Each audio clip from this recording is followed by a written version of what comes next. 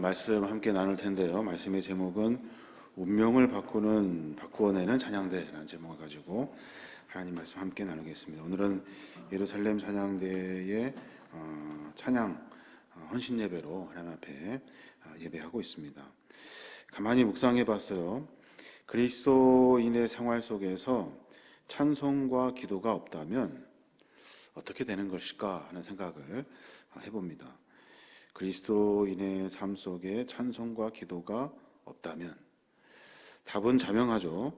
영적 호흡이 끊어진 상태를 말해요.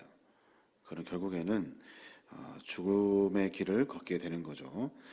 반대로 찬송과 기도를 계속하는 신앙생활을 하게 되면 그러면 호흡이 끊어지는 것이 아니라 전쟁에서 승리하게 되고 우리의 삶에 하늘의 은혜와 풍요를 누리게 되는 거예요. 참 당연한 일입니다. 신앙생활 하면서 가장 먼저 시험 드는 것이 뭐냐면 내 입술에 찬양이 안 되고 기도가 안 되는 것, 이것을 보면 우리가 쉽게 찬양과 기도가 얼마나 중요한지 알 수가 있어요. 오늘 우리가 말씀을 통해서 찬양이 얼마나 중요한지, 그리고 또 찬양대가 찬양할 때 어떤 마음으로 찬양해야 되는지 그 이야기를 같이 함께 나눠보려고 합니다. 오늘 읽은 내용 여러분 많이 봐서 알겠습니다만은 오늘 읽은 내용은 남유다의 적군이 쳐들어왔어요. 쳐들어와서 꼼짝없이 다 죽게 생긴 거예요. 세 개의 나라가 연합해가지고 그 남유다를 쳐들어오게 되는데 모압과 암몬과 그리고 에돔, 이렇게 세 나라가 연합하여서 남유다를 쳐들어옵니다. 쳐들어온 이유가 있어요. 첫째는 뭐냐면 남유다가 너무 컸다는 거예요. 너무 컸어. 그래서 주변의 나라들이 불편하기 시작했어요. 신경 쓰이게 되었고 그 나라가 자꾸 성장하니까 그 꼴을 볼 수가 없어요.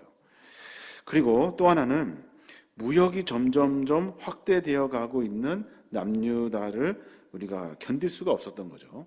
자기가 무역을 통해서 자기 나라들이 자기들만 돈을 벌어야 되는데 남유다 여호사밧 왕이 갑자기 상업 무역에 관심을 갖기 시작해요.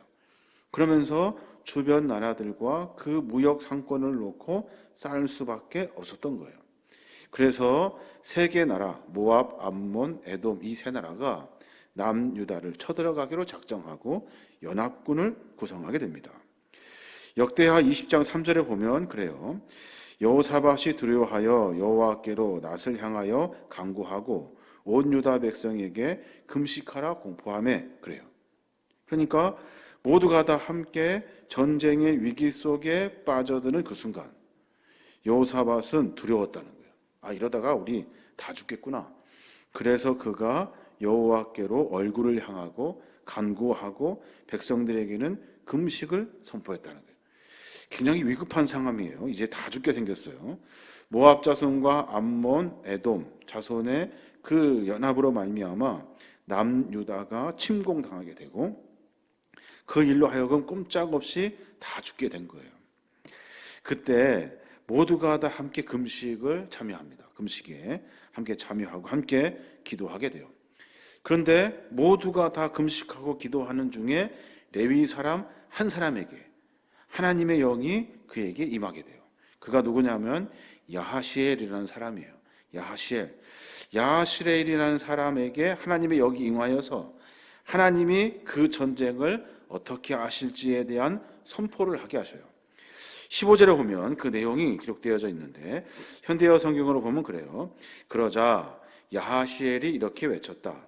유다와 예루살렘의 모든 백성들이여, 그리고 여호사밧 왕이시여, 여호와께서 하시는 말씀을 들으십시오. 너희는 이 대군 때문에 두려워하거나 낙심하지 말아라. 이 전쟁은 너희 전쟁이 아니라 나 여호와의 전쟁이니라 그래요. 하나님께서 금식하고 고민하고 기도하고 있는 이스라엘 백성들에게 그중 한 명 야하시엘이라는 선지자에게 임하셔서 이 전쟁이 어떤 전쟁인지 선포하고 계셔요. 17절에 보면 또 그렇게 말씀하셔요. 그러나 너희는 싸울 필요가 없다. 각자 자기 위치를 정하고 서서 나 여호와가 어떻게 너희를 구원하는지 보아라. 유다와 예루살렘 사람들아, 너희는 조금도 두려워하거나 낙심하지 말고 내일 저들을 향하여 나아가거라. 나 여호와가 너희와 함께 할 것이다 라고 선포하셔요. 그러니까 이 전쟁은 너희들 전쟁 아니라는 거예요. 여호와 하나님의 전쟁이라는 거예요. 너희들은 나가서 싸울 필요가 없다는 거예요. 각자 자기 위치 정하고 서 있으래요. 내일 그맘때쯤 되면 여호와께서 너희를 어떻게 구원하는지를 보아라 그래요. 그러니까 낙심하지 말고, 그리고 근심하지 말고 하나님이 하라는 대로 가만히 서서 하나님이 하시는 전쟁을 구경해라 라고 지금 하나님이 선포하고 계시는 거예요. 야하시엘이 그 계시를 받고 유다 왕 여호사밧 왕에게 먼저 이야기를 하죠. 그랬더니 여호사밧 왕이 기쁨을 감출 수가 없어요. 너무나 좋은 거죠. 이 약속의 말씀을 듣고 온 백성들이 함께 다 기뻐해요. 하나님이 원하시는 것은 뭘까요? 이스라엘 백성들을 기쁘게 하려고 하나님이 가만히 있으라고 했을까요? 이스라엘 백성들이 기분 좋으라고, 여호사밧 왕이 기뻐하라고, 전쟁 이겼다고, 이제는 끝났다고, 그냥 놀으라고 하나님이 그들에게 가만히 있으라고 하셨을까요? 그렇지 않아요. 어떻게 하면 영적 전쟁에서 승리할 수 있는지, 너희들이 해야 할 일이 무엇인지 찾으라 라고 명령하고 있는 거예요. 가만히 있을 일이 아니죠. 모두가 다 기쁨을 감출 수 없어서 뭐 했냐면 하나님 앞에 찬양하기로 했다는 거예요. 찬양하기로. 하나님은 그것을 기다리고 계셨던 거예요.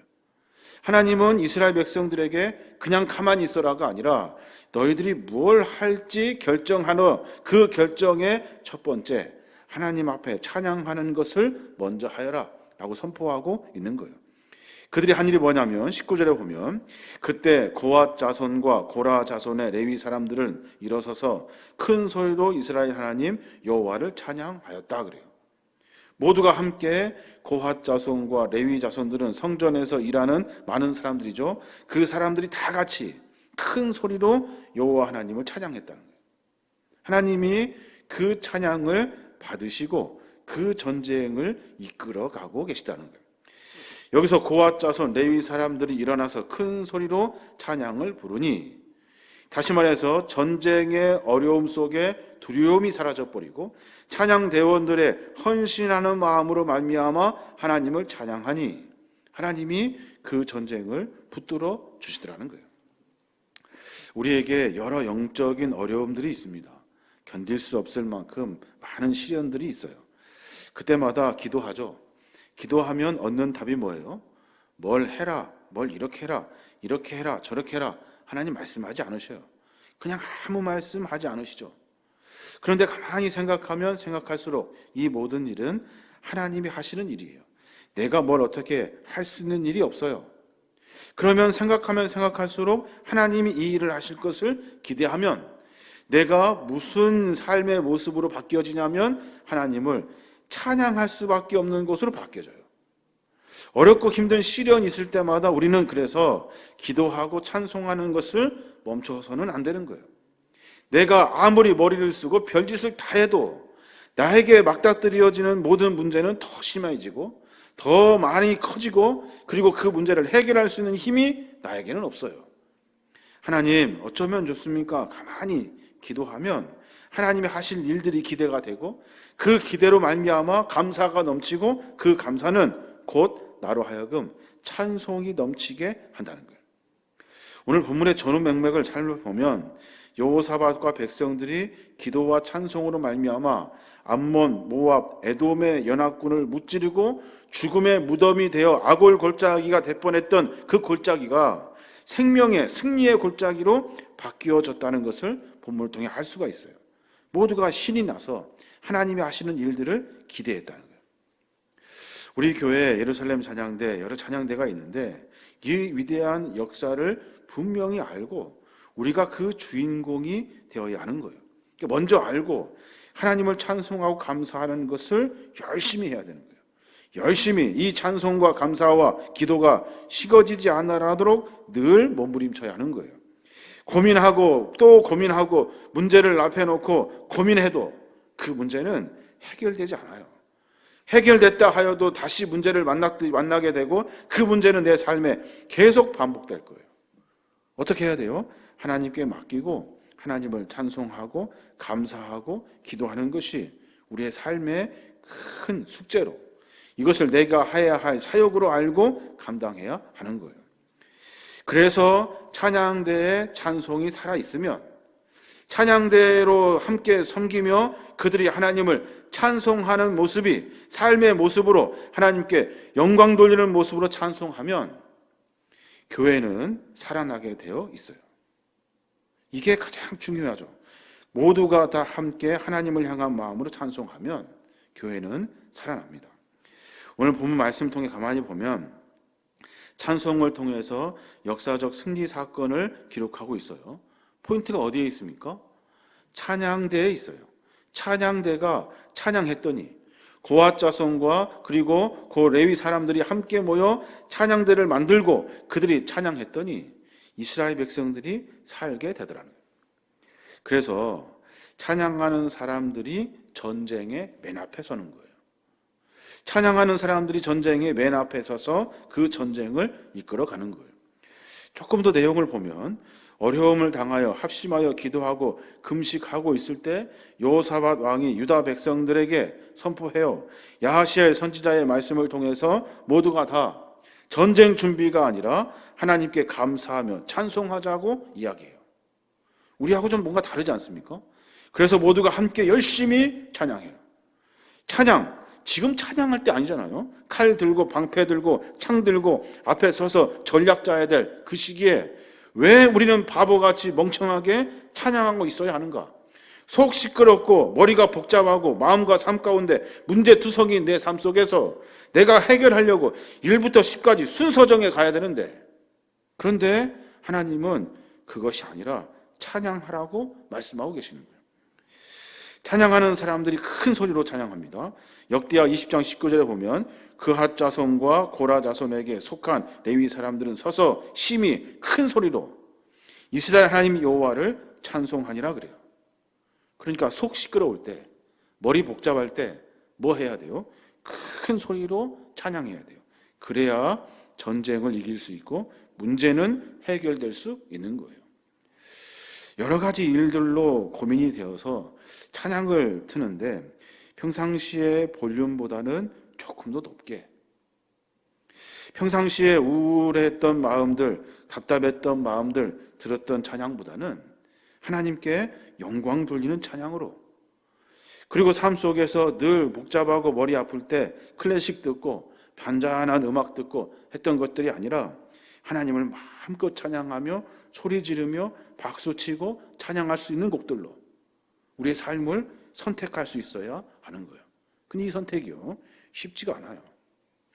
칼이 있어야 되고 방패 있어야 되고 창이 있어야 되는 것이 쉽지, 찬양하기가 참 어렵습니다.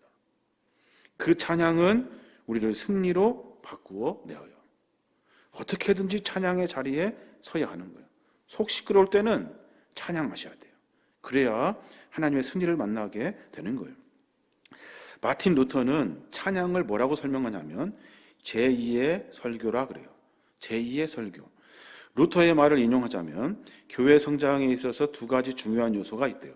하나는 목사의 설교이고 또 하나는 찬양대의 찬양이래요. 왜 그럴까요? 찬양대가 찬양할 때는 내 실력으로 하는 것이 아니에요. 내 신앙의 고백으로 찬양하는 거예요. 그 찬양을 들으시고 하나님이 이스라엘 백성 가운데 개입하신 것처럼 똑같이 우리 교회와 삶의 문제에 개입하고 계시는 거예요. 이 두 가지가 함께 연합하여 파트너십을 이뤄낼 때 예배가 은혜가 넘치게 되고 교회가 복음적으로 성장하게 되어 있는 거예요.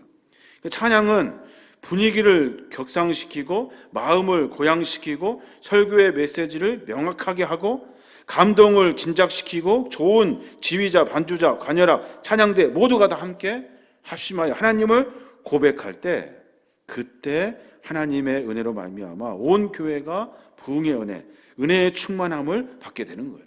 그래서 루터가 교회가 성장하려면 목사의 설교와 찬양대의 찬양이 중요하다라고 말하는 거예요. 그래서 은혜 받은 찬양대로 인해서 영적인 힘이 생기고 성령의 역사하심과 은혜의 문이 열리게 되고 그 일로 하여금 분명히 교회는 성장하게 되어 있다는 거예요. 성장이라고 하면 우리의 신앙의 승리의 맛을 보며 살아가는 것, 이게 성장이거든요. 매튜 헨리 주석에 보면 지금 전쟁 앞에 선 이스라엘 백성들의 찬양의 모습을 뭐라고 주석해 놓냐면 믿음의 갑옷을 입은 자라고 표현해요. 이스라엘 백성들이 칼 들고 나가지 아니하고 그저 하나님 앞에 큰 소리로 찬양하고 있는데 그 찬양을 믿음의 갑옷을 입은 자라고 표현했다고요. 참 잘된 표현이라고 생각해요. 믿음의 갑옷을 입고 고핫 자손과 레위 자손이 전쟁 앞에 맨 앞에 서가지고 하나님을 찬양함으로 말미암아 모두가 다 하나님의 전쟁에서 승리를 맛보게 되더라고요. 믿음의 갑옷은 두 가지를 신뢰해야만 가능한 일이에요. 그 첫 번째가 뭐냐면 20절에 나와 있는데 보면 너희는 너희 하나님 여호와를 신뢰하라. 그리하면 견고히 서리라. 그 선지자를 신뢰하라. 그리하면 형통하리라 그래요. 그러니까 찬양하는 사람은 하나님의 그 승리의 맛을 보게 되는데 그 찬양을 고백함으로 말미암아 믿음의 갑옷을 입게 된다는 거예요. 믿음의 갑옷은 무엇으로 구성되어 있냐면 하나는 여호와를 신뢰하는 마음, 그리고 또 하나는 그 선지자를 신뢰하는 마음. 이 두 마음이 합쳐졌을 때 믿음의 갑옷을 입게 되고 그 믿음의 갑옷은 우리를 승리의 삶으로 바꾸어 낸다는 거예요. 그래서 칼이나 창이나 방패로 무장한 것이 아니라 여호와 하나님을 신뢰하고 그 선지자를 신뢰하는 것으로부터 그 형통이 시작되는 거예요. 여호와 하나님으로부터 신뢰하는 것, 이것이 가장 중요해요. 하나님을 신뢰한다는 것은 하나님께 모든 것을 전폭적으로 맡긴다는 거죠. 나 칼 들지 않겠습니다. 나 방패 들지 않겠습니다. 나 작전 짜지 않겠습니다. 하나님께 맡기겠습니다. 내가 하나님께 한 가지 맡기면 하나님은 한 가지 해결해 주셔요. 내가 하나님께 모든 것을 맡기면 하나님은 어떤 분이셔요? 모든 것을 해결해 주시는 분이 하나님이셔요. 그 하나님을 신뢰하는 마음으로 찬양해야 한다는 거예요. 그래야 믿음의 갑옷을 입게 돼요. 또 하나, 그 선지자를 신뢰하래요. 선지자가 누구예요? 야하시엘이에요. 야하시엘, 사람을 신뢰하는 것이 아니라 하나님의 말씀, 그 대언되어지는 말씀을 신뢰하라는 거예요. 나에게 주시는 말씀, 하나님이 오늘 이 시점에 나에게 뭐라고 말씀하시는지 궁금함을 가지고, 갈급함을 가지고, 무슨 말씀을 하실지 기대감을 가지고 그 말씀을 신뢰할 때, 그때 우리의 삶이 형통의 삶이 되는 거예요. 이게 바로 찬양대가 가져야 할 믿음의 갑옷이라는 거예요. 그래야 승리하지 그냥 노래 부른다고 되는 것이 아니라는 거예요. 찬양대 모두가 다 예배 드릴 때 그 마음이 있어야 돼요. 하나님을 신뢰하는 마음. 우리가 실력이 있어서 찬양하는 거 아니에요. 하나님을 신뢰하는 마음으로 찬양해야 돼요.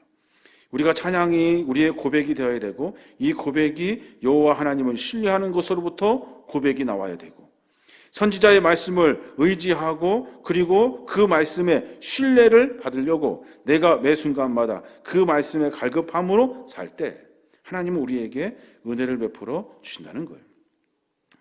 그래서 찬양 대원은요, 신령과 진정으로 예배하는 찬양 대원이 되어야 돼요. 이 말은 무슨 말이냐면 찬양과 설교는 아주 비슷해요.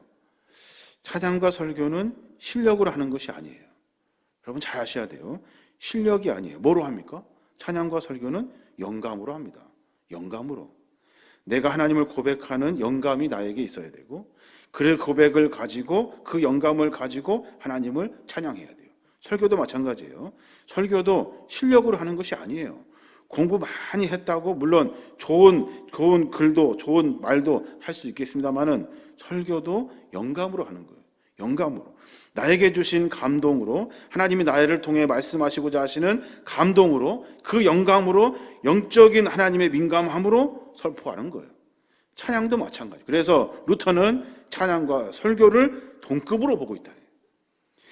매 순간마다 우리는 실력으로 한다고요. 근데 하나님은 그것을 내려놓으라는 거예요. 칼 열심히 갈면 뭐합니까? 방패 열심히 들면 뭐예요? 하나님의 전쟁은 그걸로 하는 것이 아니에요. 영감으로 하는 거예요. 하나님이 주시는 감동으로 하는 거예요. 그래서 이 영감을 이루기 위해서 이스라엘 백성들이 어떻게 하냐면 본문 21절에 보면 그래요.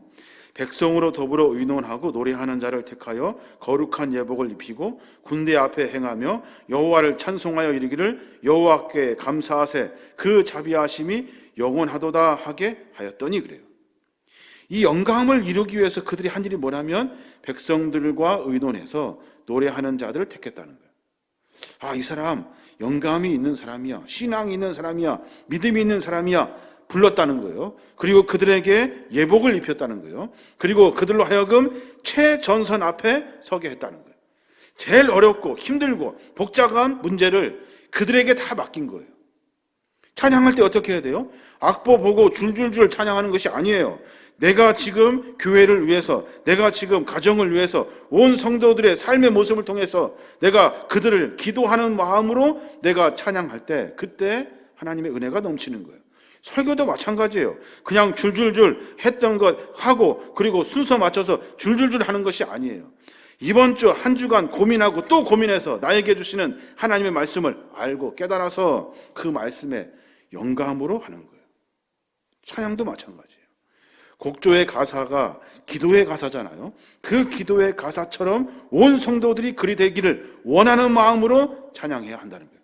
그래서 특별히 의논하고 또 의논해서 노래하는 자를 책하고 거룩한 예복을 입히고 어렵고 힘든 최전선 모두의 기도의 제목을 그들에게 내어놓고 하나님께 감사하며 하나님의 그 자비하심을 영원하다고 모두가 다 하나님의 은혜 안에 있다고 자비하심에 있다고 선포하게 한 거라는 거예요.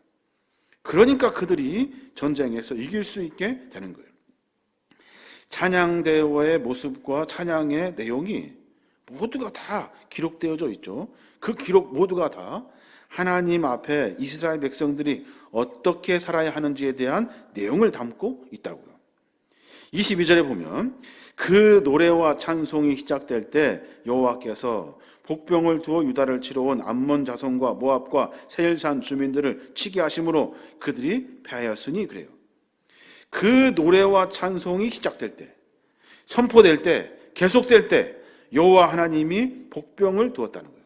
복병, 하나님께서 그 일들을 이루어 가시기 위해서 그 방법을 사용하셨다는 거예요. 유다를 치러 온 암몬, 모압, 세일산 주민들을 모두가 다 그 복병으로 치게 하셨다는 거예요. 언제요? 그 영감을 가진 기도의 제목을 가지고 찬양할 때 내가 그냥 말하고 내가 그냥 노래하는 것으로 그치는 것이 아니라 내가 모든 성도들의 기도의 제목을 가지고 붙들고 씨름하듯이 하나님께 영광 돌리며 찬양하는 그 깊이 있는 찬양을 통해서 온 성도들이 승리를 맛보게 되는 거예요. 그래서 찬양대는요, 아무나 하는 것이 아니고 찬양대는 그냥 습관적으로 대충 해서도 안 되고 찬양대는 그래서 영적으로 깊이 있는 영감의 사람들로 뽑아야 하는 거예요. 그래야 교회와 하나님의 안에 승리를 온 성도들이 맛보게 되는 거예요. 찬양대를 통해서 하나님께서 강권적으로 구원의 역사를 만나게 하셨고 승리의 기적을 베풀어 주셨고 그래서 이스라엘 백성은 전쟁도 해보지도 않고 하나님 안에 승리를 맛보게 되는 거예요. 오늘 우리 찬양대의 찬양과 성도들의 찬양은 성령님께서 역사하시는 이유가 따로 있어요. 그냥 하는 것이 아니라 내 진심을 다하고 내 마음을 다하고 영감을 가지고 기도하는 마음으로 찬양할 때 그때 하나님은 우리를 통해서 일하시는 거예요. 저도 학교 다닐 때 중학교 3학년 때부터 찬양대를 했던 것 같아요. 그때 할 때는 예배 드릴 때 그렇게 잤어요. 목사님 설교하면 잤다고요. 찬양하고 앉으면 졸았어요. 잘 귀에 들어오지도 않고 사실 저희 아버지가 설교할 때 잘 귀에 안 들어와. 그냥 잤어요. 근데 아버지가 저한테 하시는 말씀이 그래요. 그 시간만큼은 정신 차려라. 난 그 말이 잘 이해가 안 됐어요. 뭐 자지 말라 이런 얘기가 아니라 정신 차리고 그 찬양의 가사에 네가 은혜 받아야 성도들이 은혜 받는다 라고는 말씀을 여러 번 하셨어요. 저는 그 말씀이 무슨 말인지 잘 몰랐다고요. 그런데 내가 그 가사와 찬양에 은혜 받는다는 것은 내가 영적으로 깊은 하나님과의 교감을 만나게 되고 그 가사에 담겨 있는 곡으로 말미암아 성도들에게 하나님의 중보자들로 찬양대에 서는 거예요. 그 찬양의 고백으로 말미암아 하나님은 우리의 찬양을 들으시고 우리의 중보의 찬양을 들으시고 일하신다는 거예요. 그러니까 찬양을 대충 할 수 없고 찬양하는 시간에 졸 수 없고 그리고 끝났다고 마음 탁 놓고 앉아있을 일이 아니라는 거예요. 찬양대회는 항상 이 사실을 주목하셔야 돼요. 시편 22편 3절에 보면 이스라엘의 찬송 중에 계시는 주여 주는 거룩하신 이다 그래요. 시편의 고백이 그래요. 이스라엘의 찬송 중에 계시는 주여. 우리의 찬송 중에 하나님은 계셔요. 우리의 찬송 중에 하나님은 일하셔요. 그러니까 찬송할 때 마음을 다하지 않으면 안 되는 거예요. 찬양을 부를 때 악한 마귀 권세는 패하고 성도는 승리하며 은혜를 받습니다. 교회의 부흥의 문이 열리고 선택받은 주의 백성들이 몰려옵니다. 성령님께서는 내주하시고 우리의 모임과 예배 속에 강건적으로 역사가 일어나요. 언제요? 찬양할 때. 찬양할 때 하나님은 우리 안에 계시기 때문에 그래요. 매 순간마다 우리의 삶이 찬양의 삶이 되어야 하는 이유가 그래요. 찬양하고 기도할 때 그제서야 우리는 영적인 숨을 쉬게 돼요. 그 영적인 숨을 쉬는 찬양과 기도가 멈추면 죽게 되는 거예요. 그러면 신앙인으로서 살 가치가 없어요. 하나님은 살려두지 않으셔요. 늘 우리는 그걸 의식하며 살아야 돼요. 우리가 성경 통독하고 있어요. 성경 통독 하루에 적당한 시간 날 때 해야지 하면 될 것 같습니까? 그렇지 않습니다. 그 시간 정해놓고 그 시간 되면 무조건 틀어야 돼요. 그 시간 되면 무조건 앉아야 돼요. 그 시간 되면 무조건 말씀 봐야 돼요. 찬양도 마찬가지예요. 찬양이 하고 싶을 때, 될 때 찬양해야지 하면 영적 호흡이 끝나는 거예요. 시간 정해놓고 매일같이 그 시간만 되면 그 찬양으로 내가 영적으로 어떤 상태인지 내가 알고 그 찬양을 통해서 하나님과 깊은 교감을 나눌 수 있도록 시간을 분별해서 늘 찬양하는 사람으로 살아야 하는 거예요. 그래야 영적 깊이를 만나게 돼요. 오늘 보니까 골짜기가 있어요. 그 골짜기 사방으로 그 찬송과 노래가 멀리까지 퍼져나갑니다. 음향이 좋은 예배당은 아니지만 모두가 다 그 탁 트인 광야에서 찬양을 부를 때 그때 그 찬양이 저 끝에까지 선포돼요. 사랑하는 찬양대 여러분, 그리고 성도 여러분, 성령이 역사하는 능력 있는 찬양대가 되어야 돼요. 늘 마음 가운데 하나님을 의지하고 섬기고 내가 내 실력으로 찬양하는 것이 아니라 내 찬양을 통해 하나님이 일하시도록 중보하는 마음으로 찬양해야 돼요. 그때 우리의 찬송에 하나님의 역사와 기적이 일어나게 되는 거예요. 어떤 일이 일어납니까? 좀 더 본문을 보면 역대하 20장 22절에 보니까 그래요. 찬양대가 찬송을 부르자 여호와께서 침략군에게 혼란을 일으켜 자기들끼리 서로 치게 하셨다. 이때 암몬 사람과 모압 사람들이 에돔 사람을 쳐서 그들을 완전히 죽이고 다음은 암몬 사람과 모압 사람들끼리 싸움이 붙어 서로 치고 죽였다. 찬양할 때 하나님의 복병을 두었는데 그 복병이 참 신기해요. 연합하여서 이스라엘 백성 없이자 했던 사람들끼리 싸우더라는 거예요. 암몬 사람과 모압 사람이 싸워요. 그래서 그 사람들이 서로 에돔 사람을 쳐 죽이고 다 완전히 죽인 다음에 암몬과 모압 사람들끼리 서로부터 싸워요. 이거는 손도 하나도 안 됐는데 지들끼리 싸우는 거예요. 지들끼리. 하나님이 이렇게 말도 안 되는 일들을 이루어 가시는 거예요. 전쟁에서 유다 백성들이 큰 소리로 찬양했을 뿐인데 하나님을 신뢰하는 마음, 그 고백의 마음을 담아 감사하며 찬양했을 뿐인데 하나님은 말도 안 되는 일들로 우리에게 승리를 맛보게 하신다는 거예요. 참 신기하죠? 그저 우리는 찬양하는 것밖에 없는데 마음이 시끄럽고 복잡해서 다른 사람들은 고민하고 다른 사람들은 별거 다 방법을 찾느냐고 머리 쓰고 있을 때 우리는 찬양했다고요?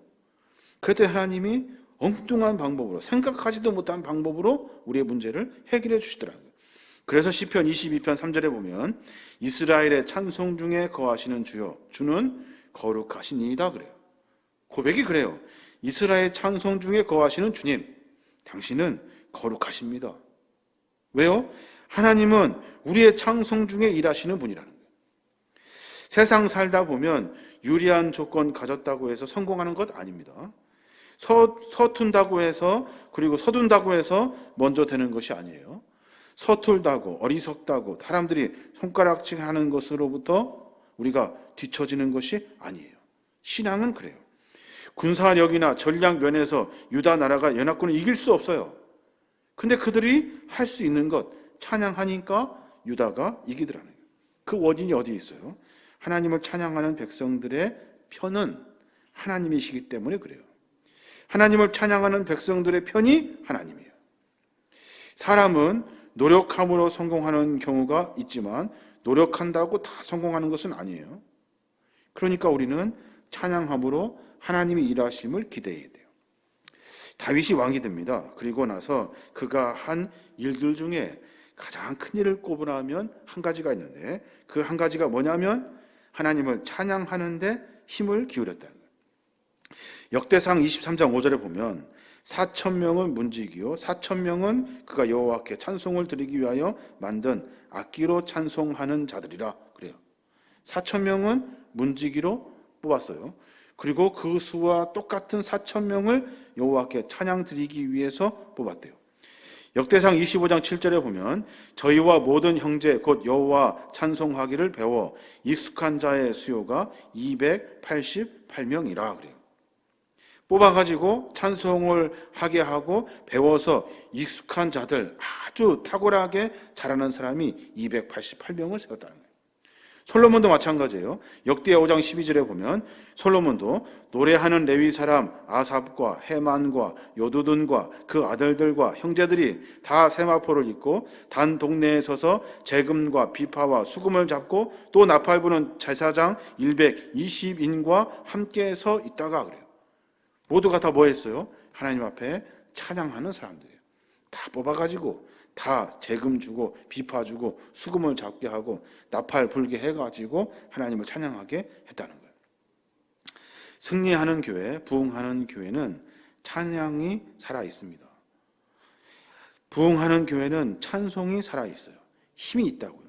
그 찬송으로 성도가 어렵고 힘든 일들에 여러 위로를 받아요.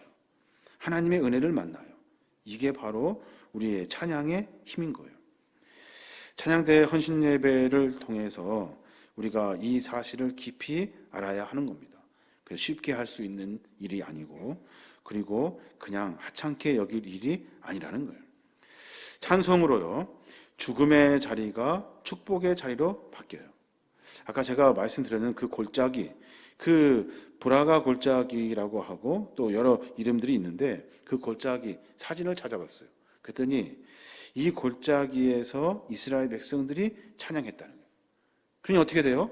옆에서 앞에서 찬양하면 저 뒤끝까지 그 소리가 모여져서 백성들, 그러니까 쳐들어온 모든 그 연합군들에게 아주 크게 들렸을 것 같아요. 과학적으로 생각해 볼 필요가 있지만 찬양할 때 소리가 퍼지지 않고 한쪽으로 모아서 그들의 귀에 들렸을 것 같아요. 하나님은 우리의 삶 속에서 그렇게 일하셔요. 찬양을 통해서 집중되게 하셔요. 그 문제가 깨트려지게 하신다고요. 그 문제가 무너지게 만들어버려요. 이게 하나님의 방법인 거예요. 사랑하는 여러분, 예배하는 이곳에서 찬양대의 찬양과 성도의 찬양이 흘러넘쳐가지고 이 브라가 골짜기, 이 축복의 골짜기가 되어야 하는 거예요. 의뢰의 골짜기가 되어야 되고 감사의 골짜기가 되어야 하는 겁니다. 예배당은 기도하는 곳이고 설교로 하나님의 음성을 듣는 곳이고 찬양하는 곳이고 하나님께 영광 돌리는 곳이 예배당이에요. 성전이에요. 이 성전은 그래서 왔다가 그냥 가는 것이 아니라 하나님을 생각하고 고민하며 자기의 고백을 드리는 곳이에요. 찬양대는 찬양을 통해서, 오늘 기도하시는 분은 기도를 통해서, 설교자는 영감 없는 설교를 통해서, 성도들은 하나님 앞에 고백하는 마음의 기도로 모두가 다 하나님께 영광 돌리는 삶의 모습을 살게 되는 거예요. 우리의 삶의 모습을 한번 정비해 봤으면 좋겠어요. 찬양대 참 잘하면 좋겠죠. 잘 되면 좋겠고 많은 사람이 참여했으면 좋겠죠. 뭐가 제일 중요할 것 같습니까? 지금 하고 있는 여러분의 마음이 중요해요. 그 마음이 어떤 마음인지를 먼저 고백할 수 있어야 돼요. 참회하고 회개하고 돌이키고 잘못된 나의 습관을 바꿔내야 돼요. 내가 찬양하는 일이 얼마나 중요하고 소중한 일인지 깨달아야 돼요. 그 찬양을 통해서 교회가 살아나고 성도들이 살아나고 영감 있는 찬양을 통해서 교회가 부흥할 수 있다는 사실을 깨달아야 돼요. 그래서 최선을 다해서 하나님 앞에 찬양하는 자세, 그게 가장 중요해요. 찬송이 시작될 때 기적이 일어난다는 사실을 아셔야 돼요. 찬송하는 것으로부터 그냥 끝나는 것이 아니라 찬양하면 기적이 일어나요. 어렵고 힘든 일이 있을 때마다 찬송으로 하나님께 영광 돌려야 돼요.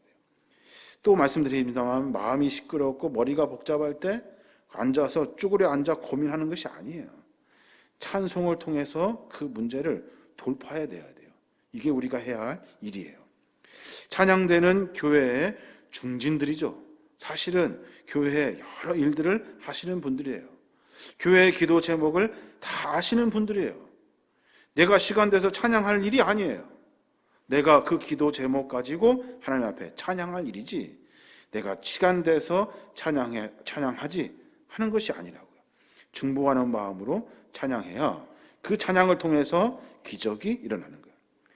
찬송으로 여러분의 자리가 축복의 자리로 만들어질 수 있도록 해야 돼요. 그래야 우리의 삶이 찬양이 풍성해집니다. 오늘 골짜기를 보니까 죽음의 자리예요. 그 자리는 죽음의 자리. 모두가 다 거기에서 다 죽을 판이었어요. 그런데 찬양을 통해서 모두가 다 살아나요. 여러 이야기 많이 드렸습니다만은 우리의 삶을 다시 한번 정비해 봤으면 좋겠어요. 뭐 하는 사람들입니까, 우리 뭐 하는 사람들이에요? 우리는 찬양하는 사람이에요. 찬양. 사람들은 찬양을 노래라고 말하지만 우리는 찬양을 고백이라고 해요.